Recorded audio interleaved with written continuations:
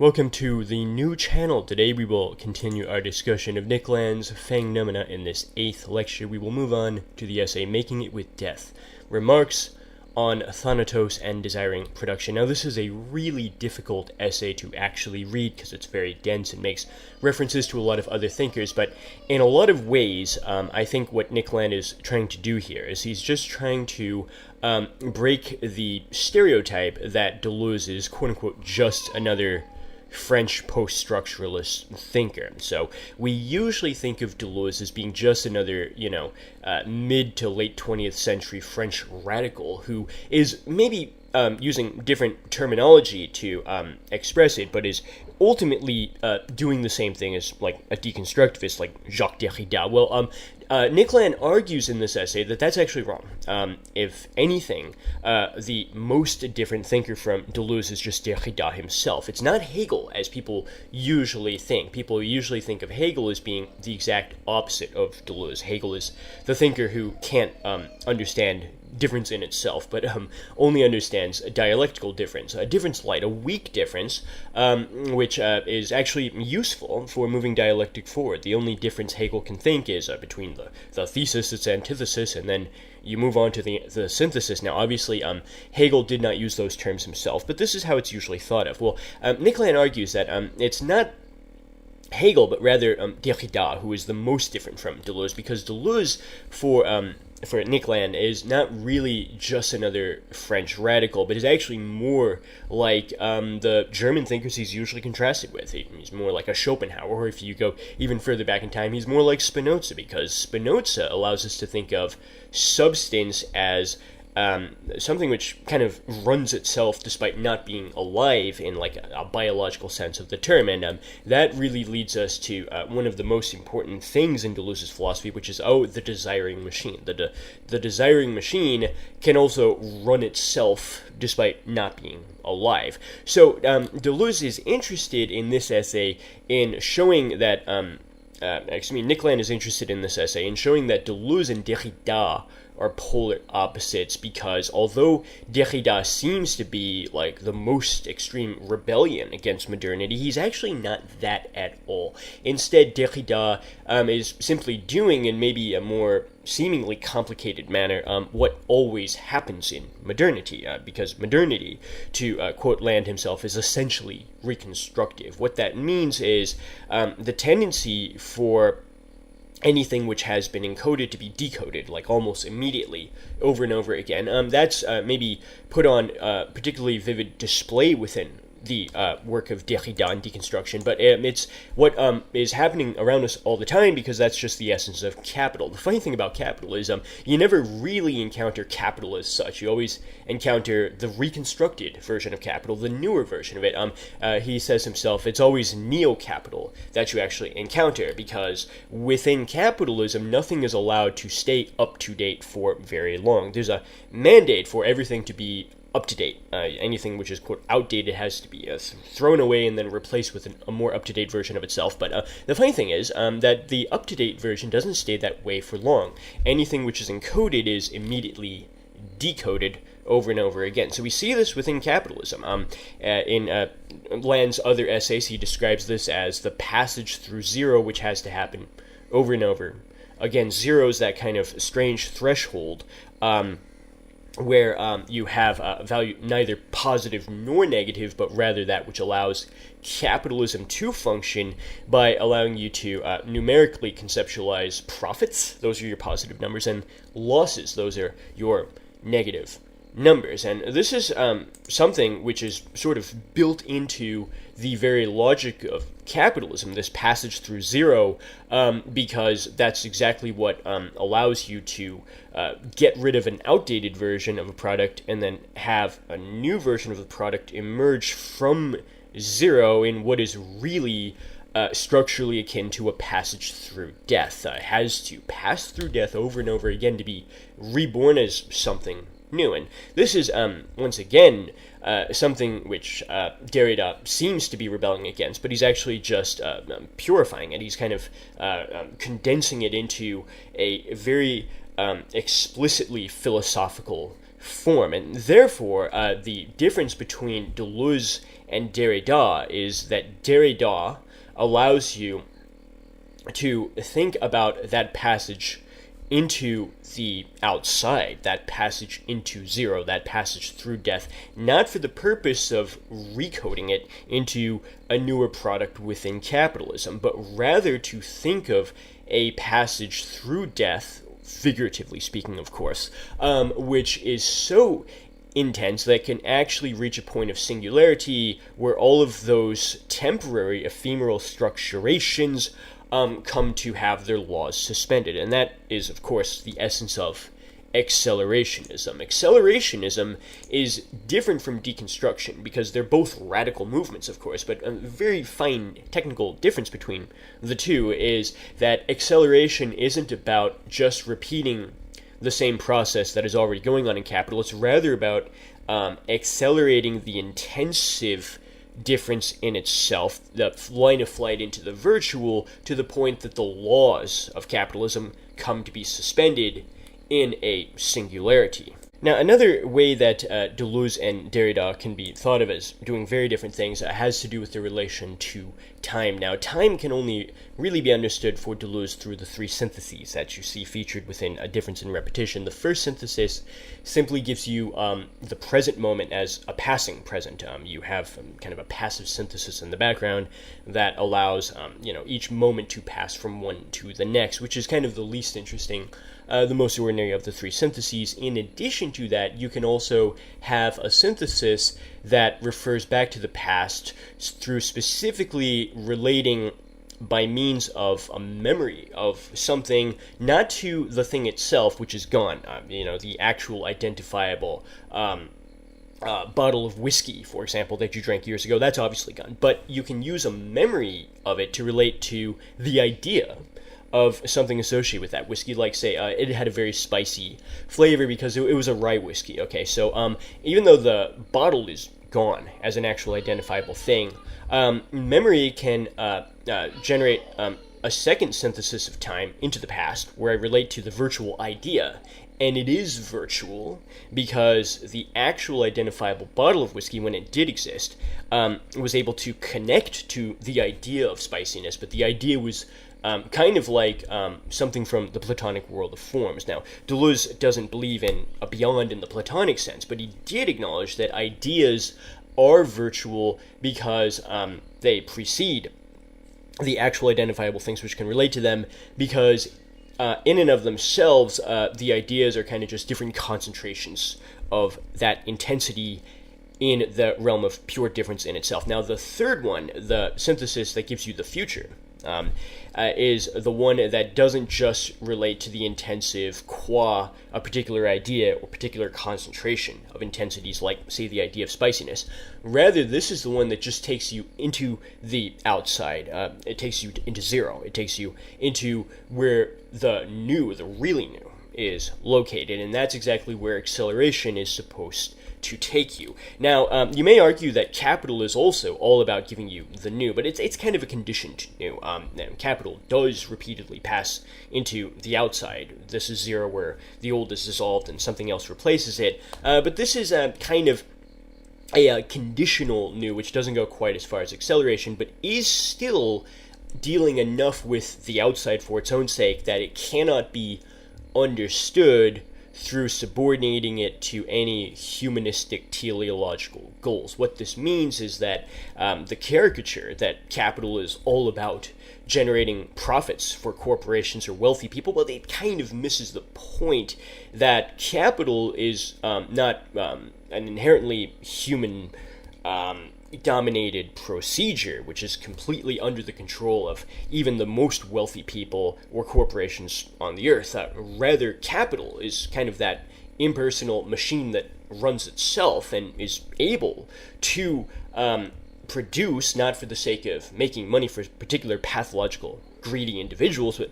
rather to produce for the sake of producing. What it produces is just production itself, and therefore, insofar as it might seem to be associated with human bourgeois values, Nick Land warns that these are more like barnacles. They hang on to capital, but are not really in control of it, and they're not even essential to it. He compares these two, a dwarf riding a dragon, to use his own quote from page 265. And for that reason, capitalism might be on a path to self-destruct, quote-unquote, but not for the reasons that traditional Marxists think. It's not that capitalism is going to collapse from its own dialectical contradictions, in which case it'll simply evolve notionally into socialism or then communism. Rather, capital is unstable because it has an inherent connection to madness. There's always madness inside it in the form of the schizoanalytic passage into the outside. So in Anti-Oedipus by Deleuze and Guattari, the schizo is the one who takes a line of flight into the outside by not being under the control of the Oedipal structure, mommy, daddy, me. And really that is structurally quite analogous to capital itself. And for this reason, the death drive, which Freud basically used to understand that sort of a drive, which is not domesticated by the Oedipal structure, the death drive is all too often misunderstood. If we think of it as the paradoxical or nonsensical desire we have unconsciously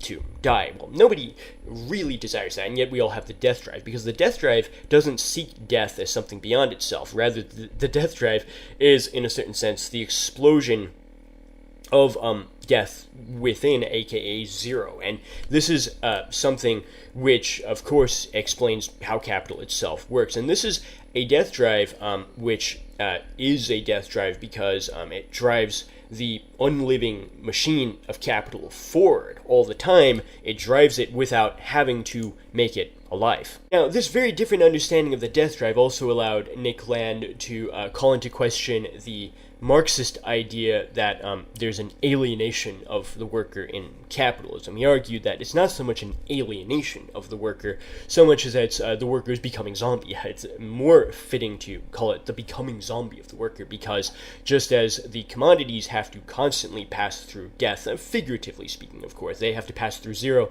to be deconstructed, only to be reconstructed again as something else. Well, that happens to humans too. I mean, that's why they're human resources in capital. They have to participate in the same sort of process, because you may have noticed that in this era especially, nobody can really have the luxury of being only one career niche for their entire working lives. Rather, you might work a job for a little bit, only to be inevitably laid off, and then you'll have to be reconstructed with a new identity within the system and a different career, which you'll then be laid off from again, and the process will just go on. And it really couldn't be any other way, because at the end of the day, this relation to the death drive, this relation to zero, is what's really essential. It's just built within the body without organs, because as he quotes Deleuze and Guattari from near the very end of Anti-Oedipus, on page 268, quote-unquote, the body without organs is the model of death. So it's a body without organs because the organs are also constantly deconstructed and reconstructed. The body without organs has a lot more to do with just the death drive itself. Now, you may recall that as early as the first essay in this book, Kant, Capital, and the Prohibition of Incest, Nick Land showed the surprising connection between what I just described about capital and the dominant philosophy of our era, which remains that of Immanuel Kant, by arguing that critique actually does something very similar. Well, he expands upon that, within this essay by noting that critique is also about that sort of deconstruction and reconstruction by passage through zero, because it's all about separating an object which looks to the naive viewer, to the naked eye, to be one coherent self-identical thing. He separates that object from something else, which is its transcendental conditions, and by separating the object from its conditions, he shows how there's actually something of a production. The object is produced from its conditions, and therefore it's produced, reconstructed through a passage through zero, which is actually the main point of the philosophy of Immanuel Kant, even before capitalism as such becomes this dominant economic phenomena within history. Now, the opposite of this emphasis on producing the object from its conditions would be the sort of dogmatic rationalist metaphysics that you find with someone like Leibniz. Leibniz would hold that the thing is so set in its essence through being created by God to be the only maybe piece of that puzzle that will fit exactly with all the others. That's why Leibniz says this is the best of all possible worlds. This is the main joke in Voltaire's Candide, as you have a caricature of Leibniz, a philosopher, who says this is the best of all possible worlds while many things are going wrong in that world. Well, Leibniz was able to argue that through showing that rather than have the object be separated from its conditions and then be produced like something within capitalism, you instead have the thing so set in its essence that even its relations with all other things in that universe are not established secondarily after it's created, after it's set into that puzzle to interact with them. No, it's already predefined as its own essential attributes. So the attributes or properties of the thing are not just, its colors, like, it's white, it's cubical, if it's a piece of salt, it's sharp tasting, etc. No, it's inherent properties that it has essentially as part of its essence, are its relations with all the other things. And this is the exact opposite, of course, of what you have in Kantian Critique and Capital. For there you cannot have anything be set and determined like that. Everything is constantly passing back through zero, yet again, in order to be deconstructed and then reconstructed. Now this moves us on to section 2, where he asks whether the standard idea about the political critique in Anti-Oedipus, especially with regard to Italian totalitarianism, 20th century Italian totalitarianism, as being the exact opposite of revolution, how exactly that idea or characterization by Deleuze might differ from how you would usually think of it. Now, the biggest problem with the way that we tell the story of the 20th century is we tend to think of 20th century Italian totalitarianism, which we're not even allowed to say the real name for that on YouTube. We tend to think of that as the worst possible political configuration, so much so, in fact, that if you ease repressions on society just a little bit, you might have a full-blown return to it. So the idea here that we all understand as people who grew up in the West is that if you don't repress dangerous unconscious drives, then it's only a short, slippery slope from not repressing something the system said needs to be controlled, to having the population have a full-blown return to 20th century Italian totalitarianism, because ultimately that's just the result of letting the drives get out of control. Nick Lang calls into question, though, whether that's really what explains how that happened, whether that's really the purpose of all of this repression. What if what actually happens when you accept that level of repression as the lesser of two evils, what if what actually happens is that the population comes to be infantilized? We come to remain in a childlike state for our entire lives because le nom du père, the no and law of the father, play on words within French. What if that prohibition from the parental figure that has become the state, what if it's not there just to keep the really dangerous drives under control so we don't have the worst of all possible outcomes come to fruition as a result? What if the point of that is just to radicalize the Oedipal interiorization of the father figure?